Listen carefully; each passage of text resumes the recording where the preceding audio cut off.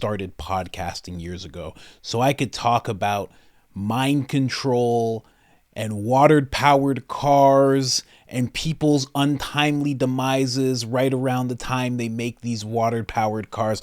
That's what I got into this for. This is what we're talking about on the episode today. Joe Rogan is talking about these exact things. So I'm going to be showing you a clip of Joe Rogan. Then we're going to go over a man who invented a water-powered car, passed away. Another man who did the same thing, passed away under very odd, heroic circumstances, I might add. And then we're going to touch on things like the Manchurian Candidate and stuff like that. But let's get into the episode real quick. Don't forget about the new channel I got, Coach Colin Media. Hit that subscribe button. We're going for 2,000 subscribers and we're almost there. That's where I break away from the Rogan content. Let's get into this clip. Case?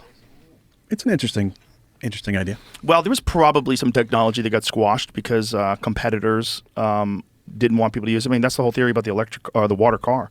Remember that one guy that created the water-based car and then he got whacked? Yep. He yelled out, "They poisoned me," ran out of the restaurant and died? Yeah. Yeah. I mean, if I was an oil company and I was evil and some fuckhead came along and developed a car that runs on tap water, I'd be like, what? Wasn't there a guy in Buffalo as well who was a part of that shooting who had developed the technology really for clean drinking water? He was a part of what shooting?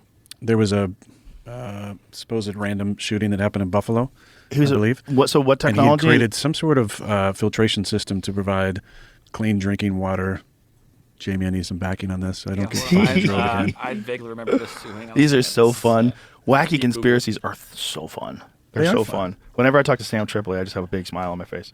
Sam's the master of these things. But he's the first one to introduce me to Tartaria. There's too many that, like the water car. Like the water car is a wild one, because where's that technology? Like, what happened with that? How come nobody figured that out? But I believe there was one before that too, like in the early 1900s as well. Well, they did have steam-powered engines. Steam-powered engines have always existed, and essentially those run on water, right? But I think if I want to say they were powered by coal, if I remember correctly. Like the coal, and then the coal boiled the water and the steam. I don't remember though. But if that happens, like there was a documentary that existed in, it was like the 90s or the early 2000s called "Who Killed the Electric Car." Do you remember that? Mm-hmm. Yeah. Well, now, all right, buddy. Now the electric car is everywhere. So like some technologies you can't keep down. But if it wasn't for Elon Musk, how long would it take before we figured out an electric car?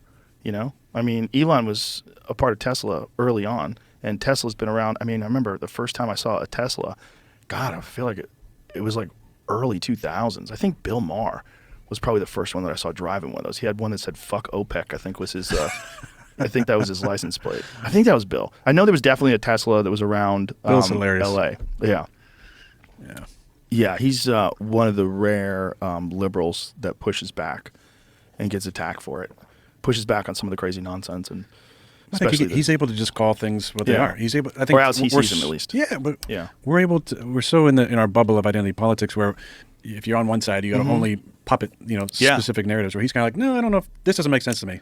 So, well, he's at his heart, he's a comic. Yeah, and comics generally, especially good ones, generally resist these cultural trends toward ideological thinking because they're like, wait a minute. That's why like the woke comedians are all terrible. Because like to adhere to that ideology, like without any change at all, without any pushback at all, is preposterous. And to be a comedian, you're always pushing back. You're pushing back on everything, all the societal norms, all the things that are taboo, all the things that are bizarre that you can't discuss. Comedians are always bringing up the things that people are talking about that they don't. Have a seat, buddy. But we need that. We need that inside. Otherwise, it's the Hioka. Yeah. It's the sacred clown of society, and they're the only ones that are allowed to do that. Between them and the Simpsons, and there's a few people that are allowed to publish literature that's in that direction, but for the most part, most people are scared. Most people don't want to lose their jobs. They don't want to be exiled from their communities. They don't want to be out of their friend group. Like you were saying about just the vaccine, just a simple medical decision would alienate I mean, there's a lot of people that I lost friends with, the same as you. I'm just not friends with them anymore. Yeah, they attacked me during the pandemic, and a lot of them I've seen since then. They've apologized, and I forgive them, but I'm never going to trust you again if the shit goes sideways. You fold too quick. You're not a critical thinker. You're not someone who goes, hey, maybe this isn't all what I'm being told. And if you don't know the history of Fauci, and if you don't know the history of the NIH, please read Robert Kennedy's book, The Real Anthony Fauci. Please read it. Even if you think Robert Kennedy's a kook. Because, by the way, I did. I used to think he was this anti-vax kook because I apologized to him when I first met him and I had him on the podcast. I told him, I go, I have to be honest with you. When I first heard of you, all I had heard was the narrative that they have so successfully spun that he is this anti-science, whatever conspiracy theorist that is, the embarrassment of the Kennedy family. And that was the narrative. Oh, this crazy guy. And then all these people that I trust that are brilliant, like one of my friends is a PhD. He's a genius. He's like, you must read this book. I'm like, really? And he goes, just please read the book, just for the facts. Because regardless of what you think about that guy, read the book. So I was like 2 paragraphs in before I called him. I was like, what the fuck? Is this shit real? Yeah. How much of this is real? Well, he has got sued. Yeah, he hasn't got sued. And then you got to read Dissolving Illusions. Yes, I read that as well. That's a mind blower, right? Wow. That's a mind blower. Yeah. Yeah. Aaron Salter Jr. was killed by a mass shooter because he was working on creating a water-powered car engine. Oh, that's what he the was doing. fact check on it. What's very interesting in this is that It says false. Well, so it says that. Right. But then I was reading through it. It's saying that there's no truth that he was killed because of that work, which I don't know how you would know that. But he was working on a water-powered car. It's true that Salter was working on a water-powered, working to power vehicles with water, but there's no evidence that work made him a target in a mass shooting. Could be just a coincidence. Yeah, he was working as a security guard at that grocery store, but there's a video from a couple months before where he's showing his work on a car. This is a racially motivated hate crime, though, right? I mean, didn't the guy admit that it was a racially motivated hate crime? Was he black? Was the guy who got killed black as well? Or did this guy kill everybody that was at the grocery store and it was racially motivated? I don't know the details of the shooting off the top. Yeah, again, it's just interesting. It's all interesting. Well, there's also Manchurian candidates. Like, if you go back to the MK Ultra days and you go back you think those have stopped? I do not think they have stopped. No, I think they've become much more sophisticated 11 now. were black, 2 were white of the 13 people that were shot. And his name is Marcus D. Morrison? No.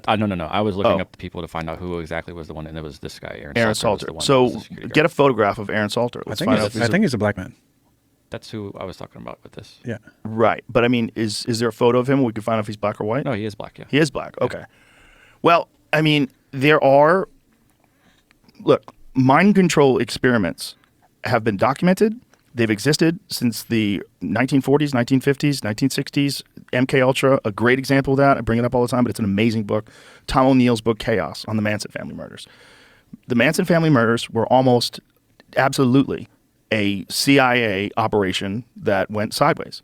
What they did was they got that guy, they got him when he was in prison. Jolly West visited him in prison, and it seems like they coached him on mind control using LSD.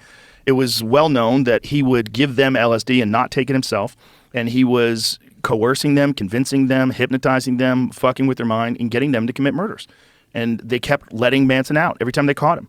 And the sheriffs that would let him out would say, it's above my pay grade. They were told to let him out. So he had violated parole multiple times. He had been connected to murders, and they still kept letting him out.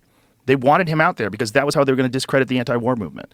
There's the same thing that they did with the sweeping Psychedelics Acts of 1970. The reason why they did it wasn't because psychedelics were a real problem. It was because it was a great way to target civil rights activists. It was a great way to target the Black Panthers. It was a great way to target any anti-war people because those people were all involved with psychedelic drugs. So you would cut their supply off, arrest the people that were involved in it, find them, get them, prosecute them, make things that people had used since the beginning of time, like psilocybin, turn them into Schedule I terrible drugs that are a scourge of humanity. Meanwhile, you're pushing Vicodins and Valiums and fucking antidepressants and oxys and all the shit that we know is not Schedule I that's out there right now on the streets.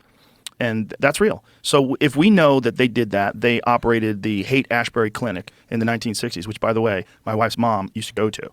That you met today? Yeah. She was a hippie in the 1960s. I knew I liked her. And she lived in Haight-Ashbury, and she used to go to the Haight-Ashbury Clinic, which was run by the CIA. Wow. They fucking ran a clinic. They ran a free clinic, and Manson was a regular visitor to that place.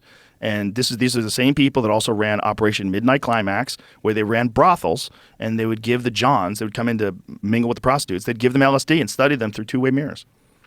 Wow. This is our government. Our government was like running all kinds of wild studies on human beings and how to manipulate them and how to use psychedelic drugs, specifically LSD, to influence their mind. Also, Ted Kaczynski.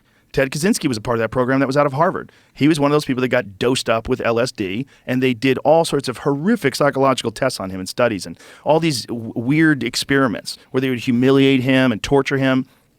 And then the guy went on to decide that technology was going to be the end of mankind, and he needed to kill all the people that were creating technology. Meanwhile, he's probably right. He was probably right. Yeah. On acid, he probably saw where all this technology is going. Oh my God, if we keep going, this would be the end of the human race. It'll take us over and it'll be our demise, and I have to stop this. He's obviously fucking insane, but also obviously a part of a mind control experiment gone terribly wrong or terribly right. Or terribly right. Very interesting. Ted, not a good guy. Not bad, horrible, terrible execution. And if that was his idea towards technology, right idea, terrible execution. Could have started a foundation like Tristan Harris, humane technology, could have became an activist in that sense. Terrible, terrible execution. But, look where we are now. It's a toss-up. I'm going to the forest. I know that much. Now, let's get into what they were talking about. Real quick before I get into it, though. Little CIA connection with Joe there. Joe's mother-in-law going to that clinic. Very, very interesting the way all that works. Very, very interesting. I would love to hear what her experience was like. Because when you hear about that clinic and you hear about what was going on, I wonder what she got into there. Or because here's the thing. There are so many people who were experimented on that just went out into society. Like, that's a real thousands. I remember the wife and I did an episode on this. You can find it. It's deep. We did it like a year and a half ago. But we did an episode on this. And it was thousands of people that were tested on in this way, I believe, from that clinic. And they just went out into society. And they never had to report back. And, as far as we knew from our research, none of them were being tracked. So they're just out in the world. That's it. One of them is Joe's mother-in-law. Like, it's such a wild thing, man. But it's always so, maybe it sounds wrong, but it's fun to think about sometimes when I think about this whole mind control thing. Now, let's go to the guys who invented water cars. There's a lot of doubt around this. The first guy that they're talking about when it came to him running out of a restaurant saying he was poisoned, his name's Stanley Meyers, right? So he had a car that ran on water. He had an engine that was running on water. And how it would actually work was you'd put water in, the water would, you'd separate the hydrogen from the water, and the car would run on the hydrogen. So you were just using water, essentially. That's how the whole thing worked. Now, in this article, there's a bunch of things that they're saying. They're like, he was saying he was poisoned, right? But they're like, no, that's actually not true.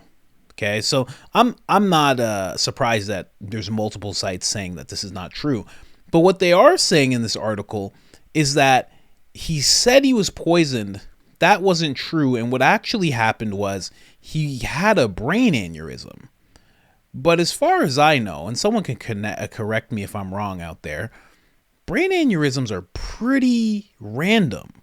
So for him to have had to be fearing being poisoned and then at the same time, within the same day or night, have a brain aneurysm, I feel like that sounds ridiculous.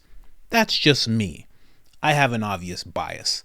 I like looking into all this stuff, and I do feel like if Elon Musk exists and he's supposedly so smart, there are obviously people smarter than him.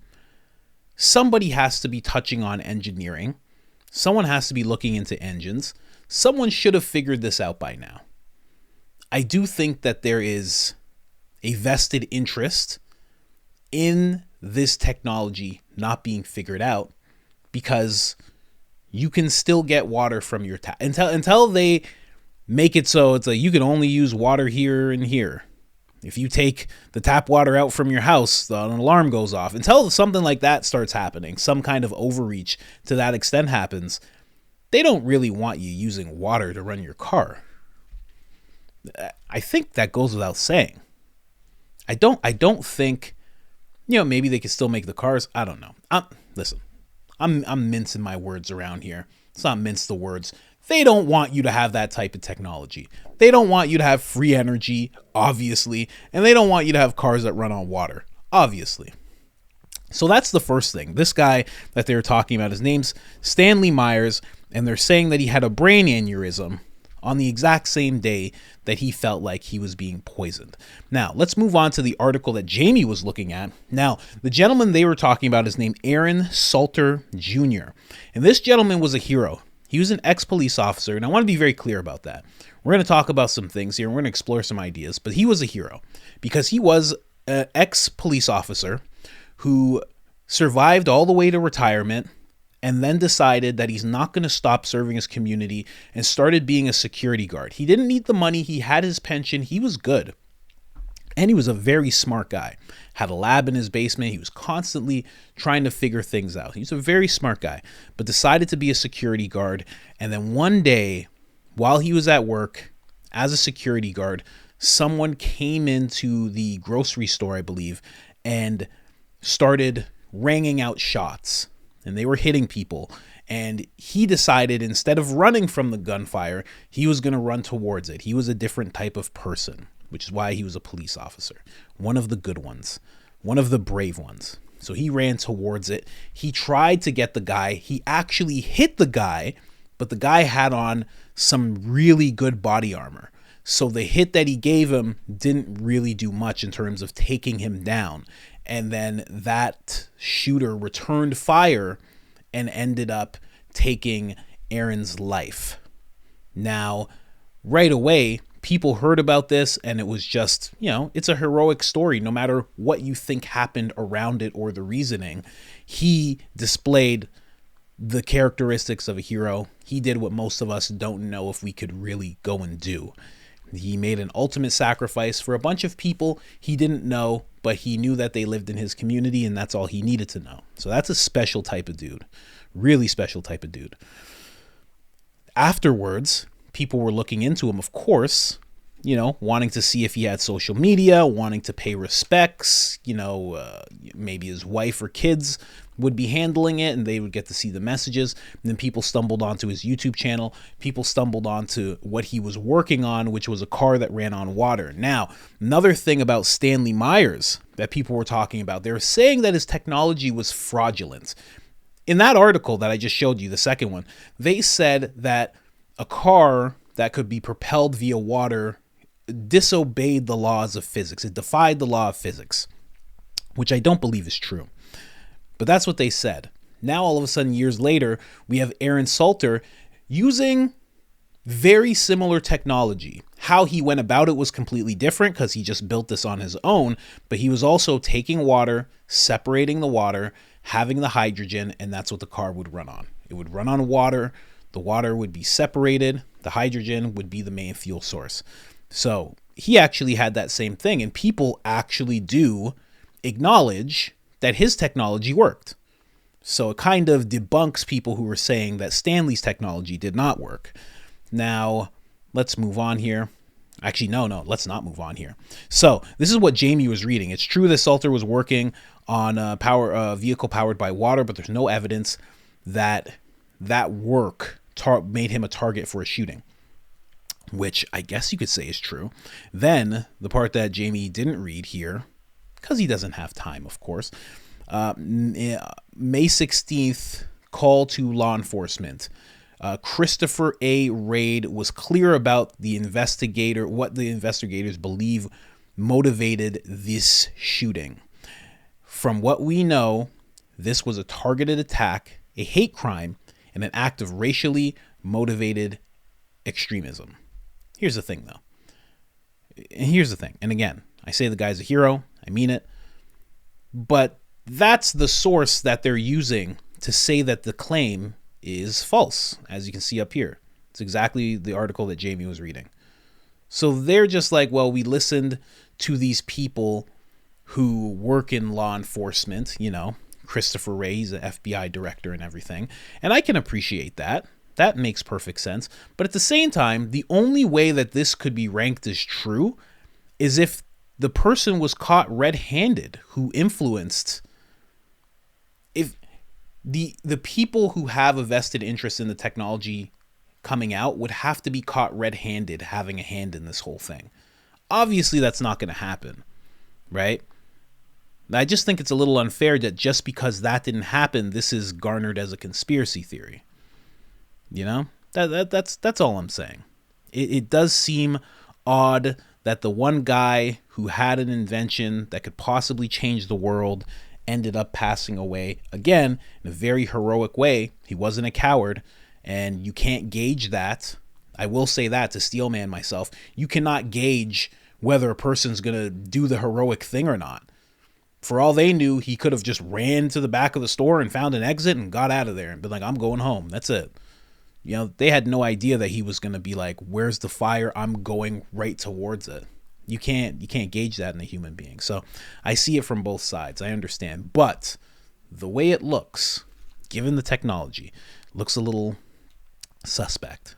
So then there was another article on this guy. He was a genius. I'm going to show you a video of him actually turning the car on. So this is him actually at the car. There's news companies coming by asking him about what he's doing. People were really getting wind of this whole thing.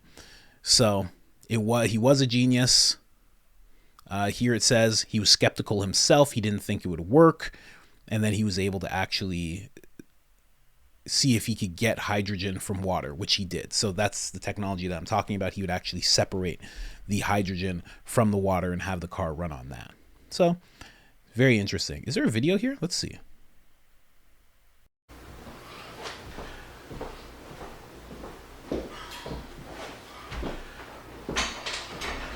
Good afternoon, ladies and gentlemen. My name is Charles Eugene Day from DHI Systems Incorporated.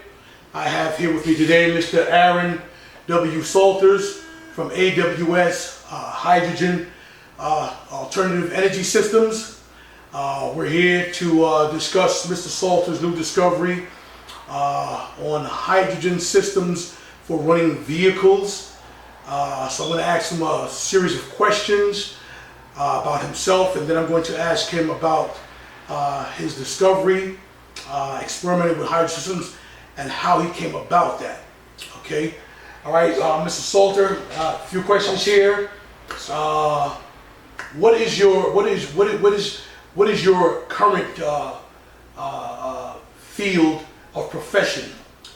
My current field of profession, I'm a Buffalo police officer. I've been a police officer about the last 27 years. Okay, Mr. Salter, and what kind of background do you have in, if any, in chemistry, electronics, and automotive mechanics? Well, I graduated from Hutch Tech. I graduated from Hutch Tech in 1984. After I graduated from Hutch Tech, I went to Canisius College. I went there for 4.5 years. Just credit shy of getting my degree, and then that was in 1988, and in 1989, January of 1989, I went into the Buffalo Police Academy. Okay, and what spurred your interest, Aaron, if I may ask, in hydrogen electrolysis systems for running on with? What spurred that interest? Is that the first project you ever had with of this sort?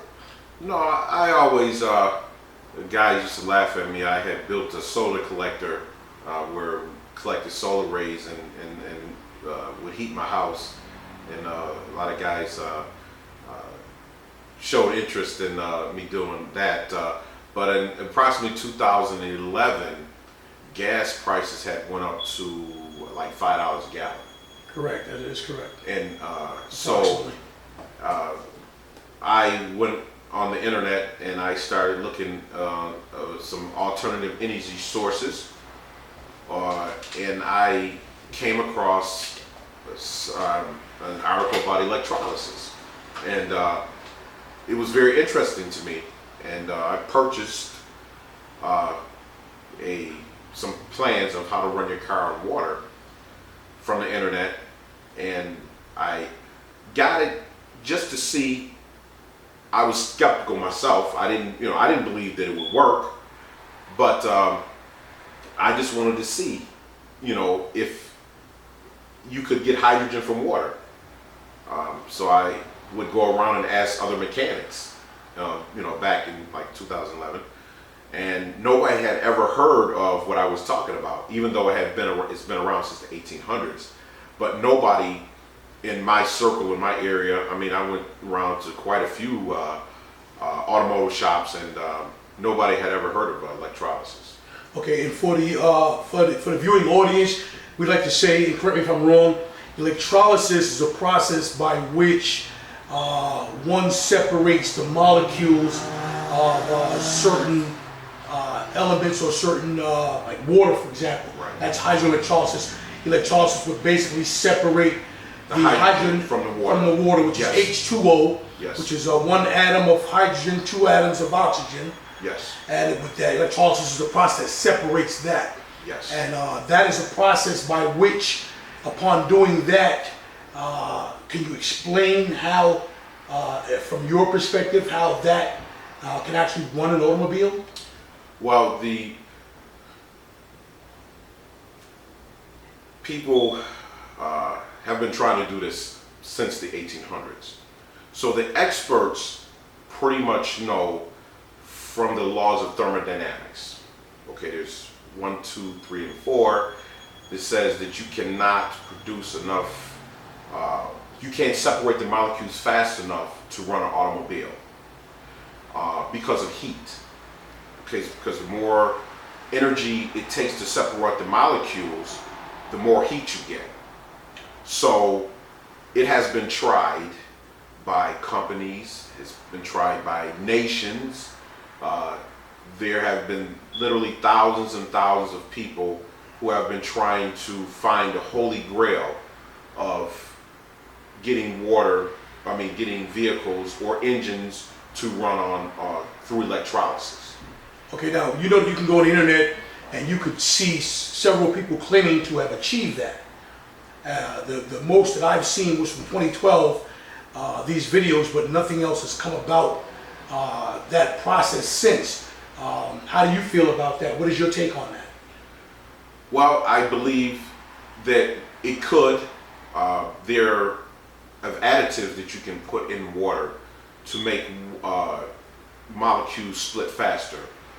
Stanley Meyers, he's one of the fathers of electrolysis. He had a dune buggy that ran off of water, but it was deuterium water, which is a heavy water. It's found naturally in water. But it takes a lot of water. It takes like a couple 100,000 gallons to make like a quart of deuterium water. And of course, so when you get that hard water, and that's the water that's used to cool and power your nuclear plants with. Deuterium water. Deuterium water, yes. Okay, and deuterium is what, an element, a chemical? It has more molecules of hydrogen that I was using, and so I put water back in my system. Okay, and I didn't have any electrolysis hooked up to it. There was no electrolysis hooked up. All I had was water. I was just getting my circulation system going, and Okay, let's see what this video is called for you guys. I didn't even know there was a video there, so I'll just let you guys know the title in case you want to watch it. It's called Aaron Salter being interviewed about his hydrogen fuel system. I'll let you read this. I have no idea what this is. Here, check this out. That's the guy's name. Cal L.M.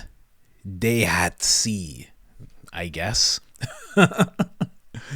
Yeah, so go ahead and check that video out. Again, I didn't even know that there was a video attached to that website. I just wanted to show you guys what he was talking about. But here's a video of him actually turning on the car. This is funny enough. This is actually just from a news source. This is not like a random interview or anything. This is after he passed, just showing him turning on a car with water, hydrogen, basically. Aaron Salter Jr. wore many hats in his life. Retired police officer, substitute teacher, but one of his true passions was science.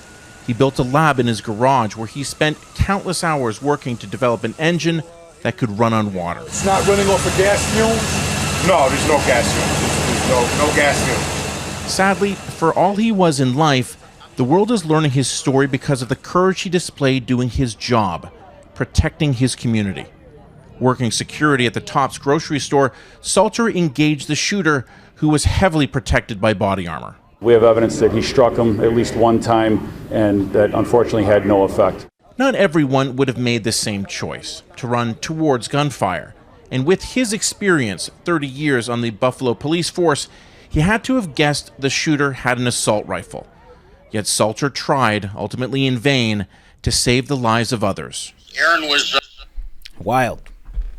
Absolutely wild. Salute to that guy. But again, as soon as people heard about the invention that he had, they were like, oh, well, it's obvious what happened. Now, would there be entities that would do that? I think so. But now let's move on to the conversation of mind control, right? That's a real thing. A lot of people talk about it like it's not real. I often have a lot of thoughts because I'll often talk about people selling their souls and things like that. But when you see all these young actors and they just kind of glitch out and they go nuts, I often think to myself, like, maybe they're under some kind of mind control and it's like glitching out. You know, I often think maybe The Rock is just in a room somewhere and he's just like this. And then somebody's like, hey, how about an Instagram post? And he just activates and he's like, hey, what's going on? Where's the tequila? Grabs his phone and let me just tell you guys something. I want you to stay vigilant, stay, like maybe he's just, I don't know. Maybe he's just like a robot type of person, like a real person, but just like under a lot of control. I don't know, but I often think about it because the one thing that they said in this Rogan clip is, do you think that it all stopped? And I don't think it did. Again, there's a whole episode that my wife and I did. The amount of work they put into establishing it, figuring out the methods, figuring out what substances to use and not use, I don't think they would stop. I think it would just get, as Joe said, more sophisticated. I think it would get a lot easier. I think they'd be able to do it on a larger scale. I think there would be less having to break someone's mind and more just being able to just get in there and just do what you have to do and have them do what you think they should be doing. I think it just got better and better and better. And here's the thing, to what extent, I have no idea. But when I put on this tinfoil Speedo, let me tell you something. You got yours on? I hope so. I think it could go into politics. I think it could go celebrities. I think everybody that we see in the public eye could be under that type of influence. I don't know. I don't actually know. But it's a fun rabbit hole to go down. But you have to always say you don't really have proof. You have little videos of celebrities glitching out here and there. They stare into the camera, like Al Roker, that famous one. He heard the words Holy Ghost and he goes like, and he's just staring at the camera for like a good 40 seconds. You know, people say things about Wendy Williams because she like fell down. People have said things about Nancy Pelosi because she was once on camera and she was like, well, Sunday morning we're doing this, and she's talking and then she freezes and then the guy goes, sorry, go ahead, and she just starts again. Like it's like her mind just reset and she just started again. But also she's in her 80s. I don't know. You could look at Biden and be like, you know, maybe. But it's like, if I'm a mind control guy, it's like, you get Mr. Biden here. I'd be like, no, give me someone else. This is ridiculous. No, give me somebody who can move around. Are you kidding me? Where's Obama? I can't get Obama? This is unfair. You gotta go with Joseph R. Biden. Okay, he's right here. Talk to him. I don't want to use Biden. All right, come over here. All right, where's the ice cream? Oh my God. I didn't even input that into it. Who put that into him? I don't know, man. I don't know how far it goes, but I do still think that it would be something like with everything Joe was talking about the Manson and what he did and what he went through. Everything that we see in terms of these wild events that happen could be the result of that. Is there any proof? Absolutely not. Absolutely not. There's not. But when you do read those books about Manson and everything like that, that's the closest thing you have to real proof. But I think that, I always think about it. Dave Chappelle was talking about like assaults in Hollywood, you know, the assaults that happen to people from time to time. And he was like, what if I told you that wasn't even the worst of it?